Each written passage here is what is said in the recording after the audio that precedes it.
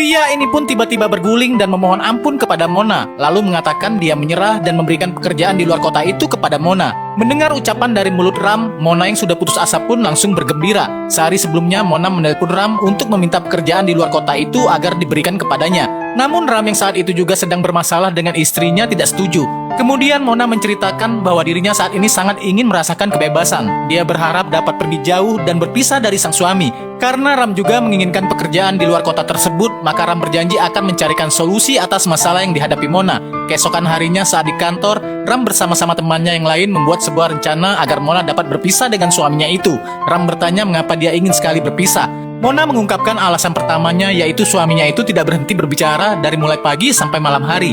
Bahkan dia juga berbicara di dalam mimpi. Para rekan kerjanya ini sangat prihatin mendengar itu. Ram mengatakan bagaimana bisa seorang pria berbicara terus tanpa henti, sama seperti dia menghirup napasnya. Setelah itu, Mona mengungkapkan alasan yang kedua. Suaminya itu sangat suka memasak setiap hari. Dia akan diberikan makanan tanpa henti dimanapun dan kapanpun. Itu semua akan membuat tubuhnya gemuk.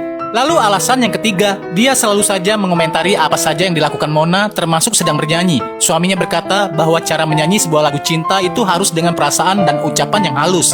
Sehingga segala sesuatu yang Mona lakukan semua menjadi salah. Dan ketika wanita ini akan memberitahukan alasan yang keempat, Ram temannya langsung memohon ampun karena dia ikut pusing memikirkannya. Hasan mengambil 2 buah jus dari dalam lemari es dan meletakkan ke atas meja. Ketika dia sedang mengerjakan sesuatu, tiba-tiba saja Mona mengambil sebuah botol obat yang dapat membius lidah dalam waktu 30 detik. Kemudian Mona langsung menawarkan minuman itu kepada Hasan yang langsung saja diteguk habis oleh sang suami. Mona tersenyum karena rencananya berhasil. Dan benar saja ketika pria ini ingin berbicara kepada istrinya, tiba-tiba saja lidahnya kaku dan tidak berasa, sehingga dia menjadi terbata-bata dan selalu salah mengucapkan sesuatu. Merasa inilah saat yang tepat untuk bercerita pada suaminya, Mona pun menyampaikan perihal tugas kantornya di luar kota selama 1 tahun. Hasan berkata dia baru saja menata teras rumah dengan bunga-bunga indah dan dia tidak bisa ikut pergi ke sana.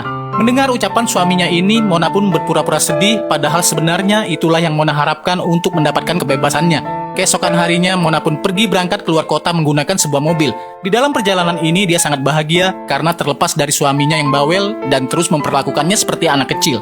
Singkat cerita, ketika wanita ini menemui 2 orang temannya semasa kuliah yang bekerja di sebuah stasiun radio, wanita ini berkata bahwa dia datang ke kota ini karena ada suatu pekerjaan dan dia juga ingin bersantai sementara waktu menikmati kebebasannya. Dia juga terbebas dari ocehan-ocehan suaminya itu. Kemudian ketika Mona pulang dan membuka pintu kontrakannya, tiba-tiba saja dia melihat Hasan suaminya telah berada di rumah itu. Penasaran dengan cerita ini selengkapnya? Saksikan next part.